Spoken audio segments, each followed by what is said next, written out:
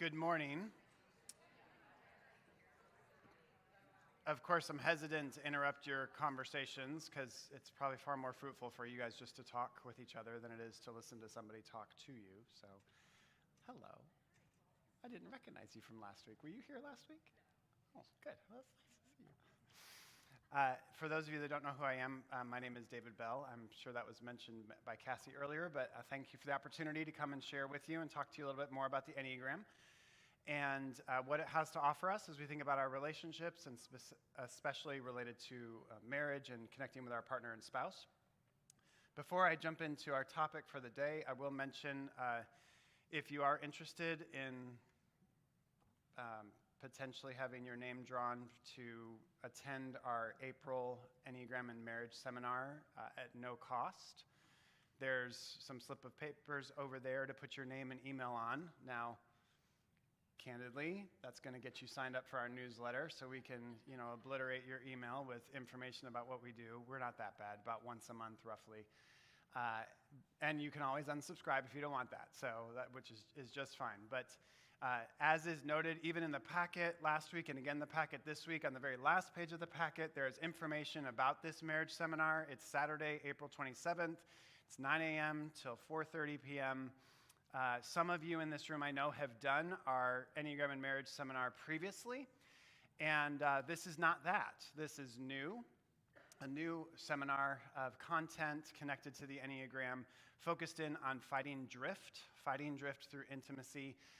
Betsy and I have been working with couples for 20 plus years now of doing premarital counseling, marital counseling, marriage seminars, and we did this marriage seminar for the first time at our church down in Midtown near Butler, Tarkington, where we go to church, last weekend or 2 weekends ago, and loved doing it, loved what we did with it, of how we brought some topics into play related to deepening your intimacy that have been significant in our marriage, and gave a lot of time for couples to reflect together in their own relationships in that way.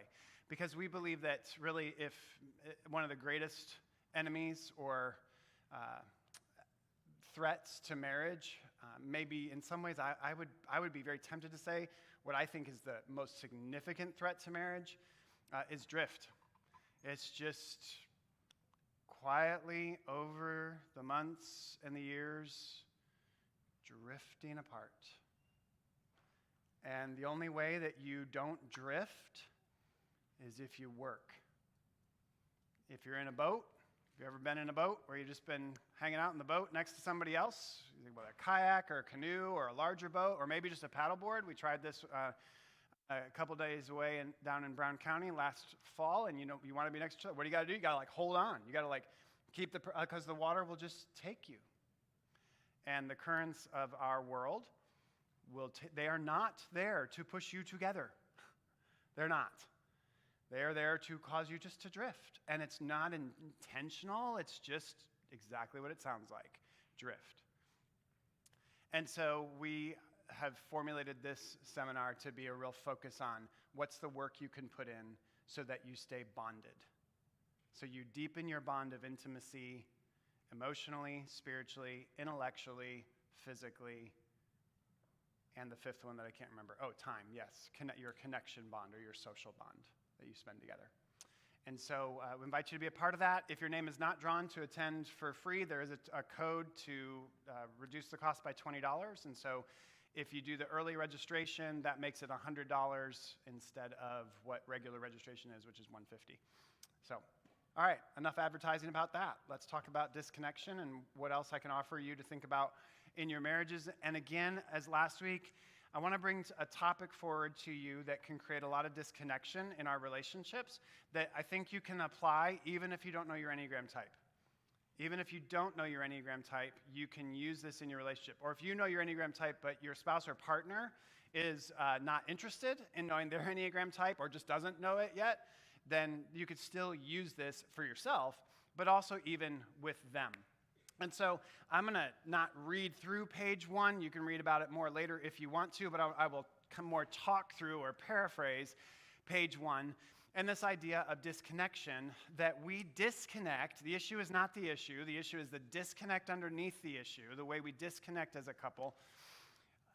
This week, what I want to talk about is the disconnect that comes because of how we engage our feelings. Because of how we engage our feelings. Because of how we engage not just our emotions, but especially I'm talking about our feelings. I would define those terms in this way. Emotions are the outward expression of inward feelings. Emotions are the outward expression of inward feelings. Emotions are something we put forward, that we express.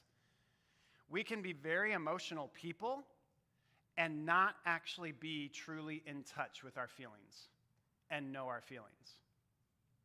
I had somebody say to me in a setting, Enneagram setting previously, that she uses her emotions, crying, to get her husband to stop asking her questions about what she's feeling because she doesn't want to deal with her feelings. So she cries because it makes him uncomfortable, so he stops asking questions. That is like next level to know that you do that. Amazing awareness on her part. And she knows it's not good, but she's just like, I know that I do this, and I need to stop, but I know that I do this. It's great awareness. Just because you have a big emotional outburst at some point in life, that doesn't mean you're really in touch with your feelings. Actually, a really big emotional outburst is an indication you've been very out of touch with your feelings. And let me say this too. In my perspective, many of the gender stereotypes that we talk about are not gender stereotypes. They are Enneagram types. So, I'm speaking to a room of ladies, obviously, as a man, and I don't think it's true that carte blanche, women are more in touch with their feelings and emotions and men are not. I do not agree with that. I don't think that's a true statement.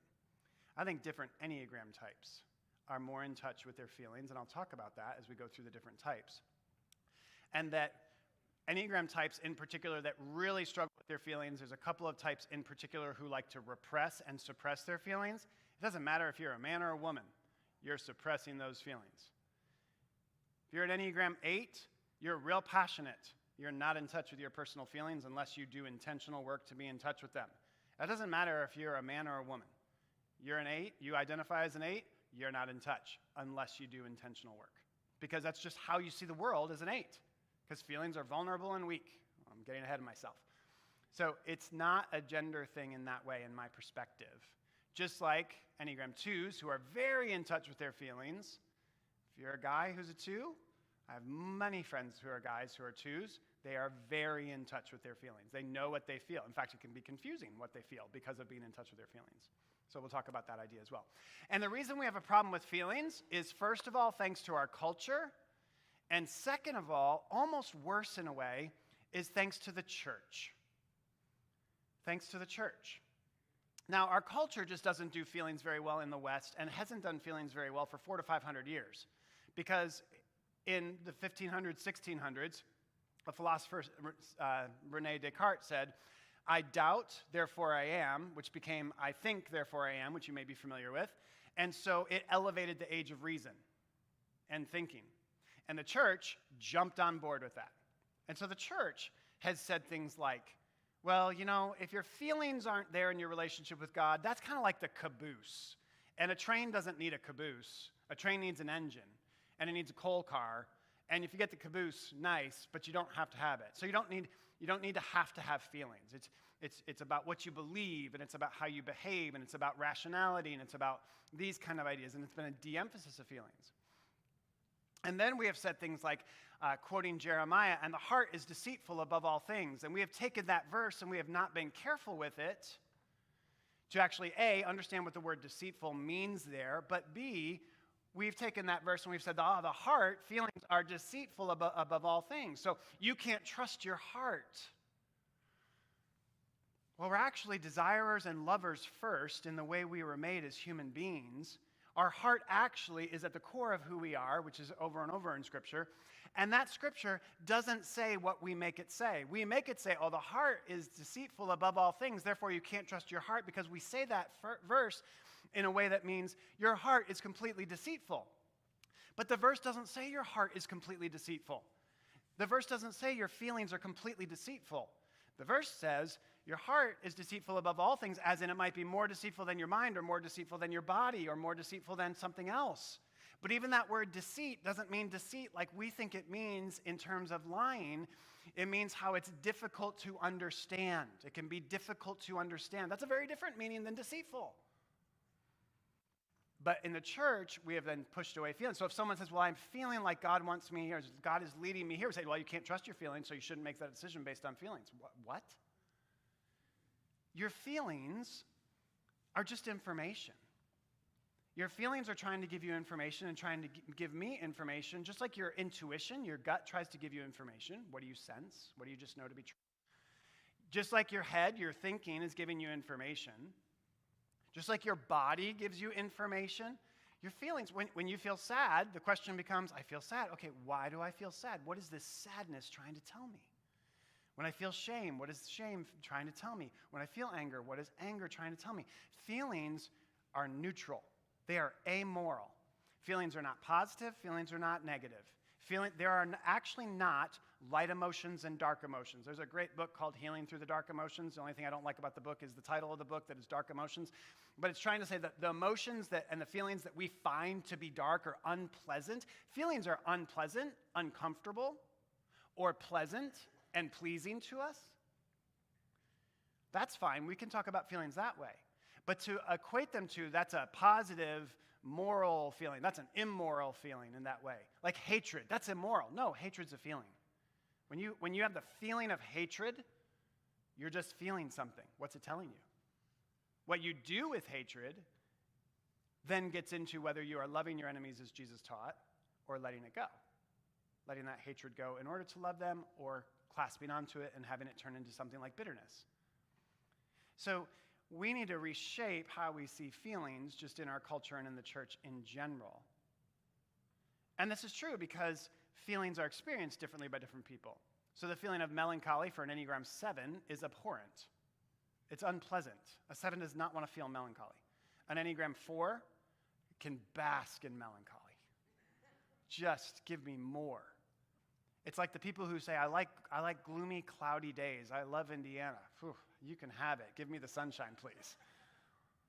But there are people who love that, just like people who love, and the 7 looks at that and goes, why would you want to feel that? How can you not want to feel happiness and excitement and joy and positivity? But sometimes for an Enneagram 4, it's like, I don't really like feeling positive in life. Doesn't feel very good. Doesn't feel very comfortable. It's just a feeling. It's trying to tell us something. So we disconnect with our partner, because our spouse, potentially because of the way we approach our feelings. And again, the key word to help us reconnect is curiosity. Being curious about ourselves, so curious about our feelings, and then curious about our spouse or our partner and their feelings, and drawing that together and using that information then to move forward together. So if you want to look over on page 2, for the next couple of minutes, let me take us through the Enneagram types and talk about where and how types struggle to be in touch with their feelings. There's a couple bullet points for each one, and then there'll be a way to practice with our feelings if you want to do that, whether you do that with a friend today, or you do that with your spouse sometime, or you do that however, as well as there'll be some questions in your small group time to debrief. So Enneagram 1s, when we talk about feelings, where do feelings land for 1s? So 1s have their feelings attached to their doing. So generally speaking, an Enneagram 1 can be very then tempted to avoid how they really feel deep within. In other words, if an Enneagram 1 does something good and right and positive, they feel good. But when they make a mistake, they feel bad. And of course, because 1s are so critical of themselves and they see so many mistakes so often, 1s will talk about that they feel bad a decent amount of time, or guilty, or really, well, they especially feel irritated because the world is not going according to their standard of rightness. That feeling is all because that feeling of irritation, those feelings of guilt, those feelings of feeling bad, they're attached to their doing. And because they're so hard on themselves with the mistakes they make, they get so attached to that feeling of badness because they're not seeing that they have deeper feelings beyond feelings connected to doing. 1s see the world as, what do I need to do? I feel like I need to do it. Which also means, by the way, that if you love a 1, if you don't like what they do, it hurts their feelings. So if they do something for you and you're not appreciative of it, or you didn't like the way they did it, that actually hurts their heart. Now, they may not show that, but that's what's happening in that moment. Ones also want to do feelings correctly or right. So there can be, when I work with ones, there's a sense of, okay, how do I do this correctly, David? Like if I'm supposed to grieve, then I got to get in touch with all my feelings around grief. Okay, what's the right way to grieve? Well, there is no right way to grieve. It's the way you grieve. But ones, right, they want to figure things out the way things are supposed to be, generally speaking. And the other piece that ones deal with is their anger or their irritation masks their deeper feelings. So anger is a secondary emotion. Whenever we feel anger or we feel any of the variants of anger, I'm frustrated, I'm annoyed, I'm infuriated, I'm whatever else, bitter, there's always a feeling underneath that. Insecurity, sadness, hurt, disheartened, disillusioned, disrespected, shamed. There's other feelings always underneath. Well, ones can be out of touch with their deeper feelings because they're masking it with the anger. Because the anger feels a bit passionate and feels like it gives them energy, because anger does give us energy, and ones like the energy because ones have so much to do in the world. Feel so responsible for so many things in the world.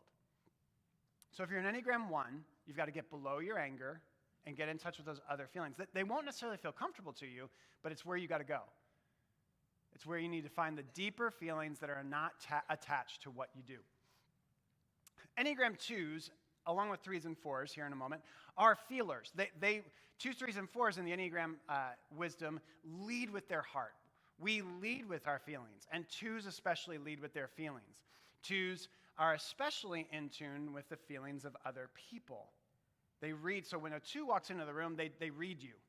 They read what you are feeling, whether you like it or not, which is not always very fun because you can't hide stuff from them. So for Enneagram 2s, negative feelings, one of the things they deal with is when they feel something negative, they want to avoid it, they want to push it away, because if I have a feeling that's unpleasant to me or negative to me or uncomfortable to me, especially if my partner has done something that's making me feel something that feels negative to me, I don't want to share it because then I'll be a burden to my partner. Then I'm expressing a need, and 2s don't express their needs. 2s repress their needs to elevate other people. So negative feelings will be a burden to someone else, so a 2's going to avoid those feelings. Now, let me add there, really, I could take the word negative out, because sometimes even for a 2, a positive feeling for a 2 could become a burden to somebody else. They could almost be like, I'm so happy and excited about what my spouse did, but if I tell them how wonderful it was, then they're going to feel the burden to do it all the time, and that would look like a need, and then I'd look needy, and I can't look needy because they're supposed to be ahead of me. I'm supposed to serve them. I'm supposed to put them ahead of myself. So really, any feeling could potentially be a burden. Second, 2s take on the feelings of others and avoid their own feelings. So 2s are very feeling-oriented, but where they struggle is they struggle to find their own feelings because they're taking on the feelings of the room. They're taking on the feelings, they take on the feelings of other people into themselves.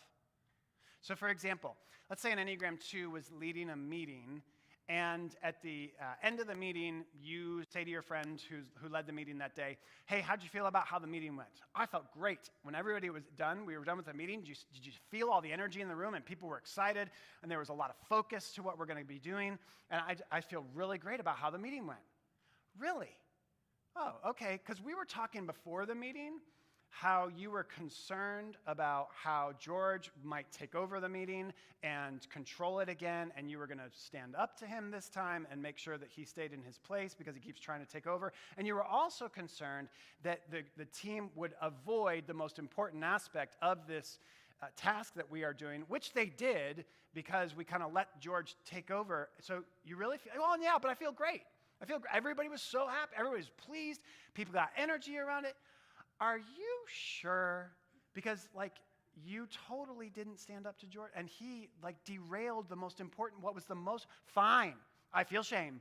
I feel bad about the fact that I let George take over again, and that nothing is going to get accomplished in this task the way it's supposed to because we forgot the most important thing. Are you happy now? But that's what a 2 does. They'll ignore their own feeling because they've taken on the feeling of somebody else or everybody else. You might feel sad about a situation, but if everybody else is happy about it and you're a 2, you feel happy about it because there's an ignoring of your own feeling in that way. And that's the third point for feelings for 2s. This may seem counterintuitive if you're an Enneagram 2, but in order to get to your feelings as a 2, you have to think your way to your heart. You got to think your way to your heart. You have to think through your feelings. And that likely means a feeling wheel for you even, because you see that feeling wheel and it helps you know your feelings more accurately. If you love a two, when you're trying to get them to talk about their feelings, it is with questions, asking them about how they feel about something. Why might you feel that? Maybe even offering some suggestions. I would wonder if you might feel this in this situation. Don't put it on them, you're feeling this, but instead ask them in that way. Threes, well, we just repress our feelings, like we're just out of touch. We actually lead with our feelings, we're very emotional, but then they're not productive and efficient, so we just shove them to the side. We say we'll go back to them later, but later's not a point in time, so we never do. And so we just can be in this place where we have no idea what we feel. Threes are also self-deceptive, and so we can be very inaccurate. I had an experience when I first learned this idea as an Enneagram 3, actually walking down this hallway right here back to my office, where I passed somebody else on staff, and they said, hey, how are you? And I said, good. And then as I was walking, I thought, good, am I good? I don't know. Am I good? Why would I be good? What do I feel? I have no freaking idea what I have no idea what I'm totally feeling repressed. I have no idea what I feel. Oh my gosh. And it was this like hitting home moment of this is true. I don't accurately know what I feel ever. Like ever. Unless I stop and slow down. Got into a little bit of a, I was going to say tiff, but we'll call it disconnect with Betsy in the last 24 hours. And it took me about 20 hours to figure out where my feelings really were in it, so I could own what I needed to own, so I could be honest with her about the impact of something she did that she had no intent of having that impact, but that was the impact, so that I could be able to say, this is why you were experiencing me this way, and I just didn't know it yet. It can take a 3 a while to know their feelings and to know them accurately, because we want to be deceptive with them. We want to push them away. We don't want to actually know them. We actually want to give you whatever you want, or if you are a 3, you want to give the person in front of you whatever they want so you're successful in their eyes. And that gets us away from what we really feel. Second, I just said second. They're accurate. By the way, if you're a 3 too, there's this key word in that second bullet, sanitizing. We sanitize our feelings. I'm a little frustrated. No, I'm actually infuriated, but I'm going to sanitize it. I'm going to make it, I'm kind of bummed. No, I'm actually filled with grief. I'm grief-stricken. But bummed isn't so hard. It's not so uncomfortable, so we sanitize our feelings. Then third, feelings well up, emotions spill out, and the over-emotional response is that feelings have been ignored. Why is that one written there? Because of my life experience. We are one of those people that especially spills out and thinks we're really in touch, and it's actually the indication that we're very out of touch. And sometimes that is because we haven't had the chance to actually deal with them, or we haven't taken the time to deal with them, or we had moments where we wanted to express them. And I remember a situation where I had a lot of deep feelings about something, and I remember that day, like, oh my gosh, I could just cry all day today. I could just feel it. Like from the moment I got up, I was just welled up. I was feeling a lot. I had a lot of emotion. Something had just happened 24 hours earlier. And then school got canceled. And I'm standing in the kitchen with my coffee, about to just bawl and sob, like with the heaves. And my son walks around the corner. I'm not going to do that now. Whoop, button it up. You're like he can't see this yet. He doesn't know what's going on. And so that he doesn't need to know why his dad's so upset, type of thing. So sometimes it happens to us where we have to delay it. But a lot of times it happens because we don't, as 3s, make the intentional move to go and do our feelings. And I forgot a feeling wheel, which was really poor of me in this whole conversation. So you can Google a feeling wheel, but everybody needs a feeling wheel. You can get them on coffee mugs, like they put them on the mugs now. You can get, the best ones are the pillows, because you can get a feeling wheel pillow. Some of the couples I work with, like they get a feeling wheel pillow, and then they use it in their conversations, and they throw it at each other. Now, sometimes they throw it nicely. Here's the feeling wheel. What are you feeling? Other times, they do that, Amy. What are you feeling? Woof, kind of like a pillow fight. But feeling wheels are an incredible gift, because when I was coming to my feelings, I had 3 feelings: sad, mad, glad. Isn't that enough? No, there's a whole world of feelings that actually is way more accurate to what you're really feeling. And the more accurate you can be with your feelings, the more information you get from your feelings, the better you're going to show up in the world, especially with your partner, because you can be actually accurate with what is actually happening here. What's actually happening. So just transparently, when in this 24-hour period, I was feeling sadness, it took me a while to realize I was feeling rejected. She did not intend for me to feel rejected. But when something I had talked to her about and asked her about doing together, she said no to, I felt, but it took me time to get to sad and rejected are quite a bit different when you're trying to work through it yourself and trying to be honest with your spouse in that way. Because she loves me, she doesn't want me to feel rejected. She wants to know, oh, I might still say no, but maybe there's a different way I could have said no that I didn't realize would make you feel that way. Maybe I can learn something from that. She didn't owe me an apology, nothing like that, but it had created a disconnect in us, and it was because the disconnect underneath was I was out of touch with my feelings, and it took me time to actually be in touch with them and be accurate with them. So that's what that feeling wheel gives us. All right, 4s. 4s love their feelings. 4s have all the feelings. Anybody have 4? Anybody? Thank you, Mary Kay. If you want to know about Enneagram 4s and feelings, talk to Mary Kay a little bit because she knows her stuff really well in the Enneagram, for sure. 4s, with their feelings, you'll notice there the word watercolor or spaghetti. If you think of a watercolor painting where you started out with colors that were separate and then they just blend it all together, that's feelings for a 4. It's like spaghetti when you twist the fork and you want to get just a little bit of spaghetti, but it's so sticky that you go to pick it up and you get the whole clump. That's feelings for a 4. What are you feeling?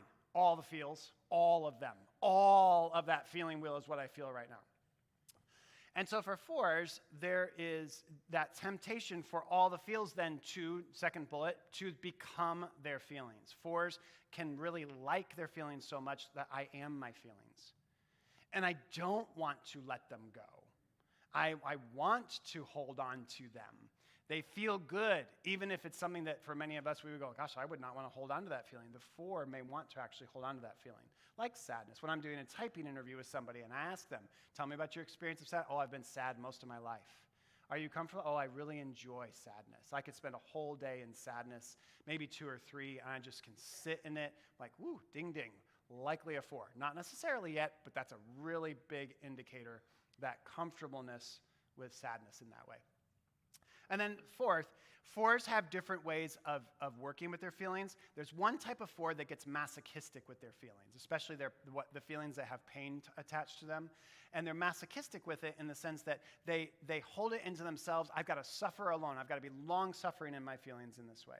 There are some 4s that overshare their feelings. They spill out. They're checking out at the Kroger clerk line, and the Kroger clerk asks, how's your day? And they go into a 3-minute soliloquy about the argument they had with their spouse that morning and all their feels about it, and then they realize you were just being polite. And then there's the 4 that masks their sadness, their disappointment, all those other feelings with anger. Sometimes we call them the miserable 4, and they want everybody else to be miserable. I'm miserable, so you're going to be miserable too.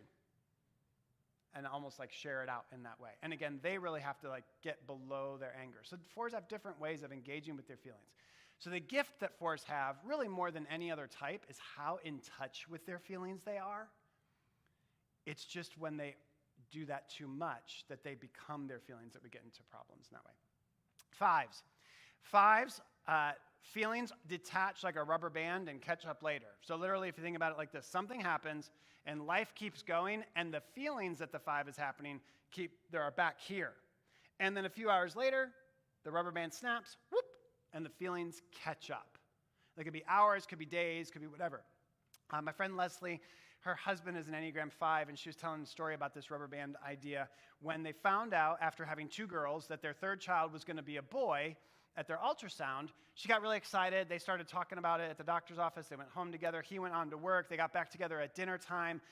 And at dinner, all of a sudden, he kind of looks at her and he's like, Leslie, we're having a boy. She's like, yeah, welcome to the party. Where you been for the last 5 hours? Because he went straight into, we're having a boy. That means we can't use the clothes that we have saved from the past 2 girls. We got to repaint the nursery. We got to, he went into the thinking. And it took a while for his feelings to catch up. So for 5s, they're like a rubber band. Sometimes they catch up quite a bit later in all sorts of ways. Also for 5s, feelings are attached to thinking. I said about 1s that their feelings are attached to doing. So if they do something that's good, they feel good. If they do something that you like, That's really good. Like it does. If you don't like what they did, it hurts their feelings. Similar with fives. If you disagree with a five's thinking, it hurts their feelings. It hurts their heart. It hurts their heart. Their feelings are attached to their thinking in that way. And then lastly, fives can fear their feelings, like literally have a fear about them, because fives don't like the unknown. They want to be competent in everything in life. And feelings feel like those things, or feelings think like those things that you can't quite capture. Like you can't make a system for feelings. They're just, they're messy at times, right? And for fives, that can create a bit of a fear. Like, I don't know how to deal with feelings. Sometimes the fear is, I don't know how to deal with my own feelings. Sometimes they know their own feelings, but then they're worried about your feelings and not knowing how to handle your feelings. And so part of their withdrawal from you is just simply like, I don't know what to do with all that. And you might need to tell them, you actually don't need to do anything with this, except maybe just listen if you're willing. Just listen. They're really good listeners. So helping them know, I don't have an expectation of you to do a bunch of stuff with this, can help a five to actually show up to their feelings. By the way, just one other quick add. Fives are very private. So fives will say, I'm real in touch with my feelings. They're just not for you. And that can even be true in marriage. And that's not actually because they don't love you. That's because they're working through how they see the world. They believe that their needs are a problem and nobody's going to come and help them. They've got to take care of their needs independently. So if you're married to a five, don't be surprised if they don't share their feelings, because to share their feelings is to share a need. To share a need means you might need to come and help them, and they're afraid you're not going to, because since childhood, they have perceived or real, taken in a message that says, my needs are a problem, nobody's coming to help me, I got to do it myself.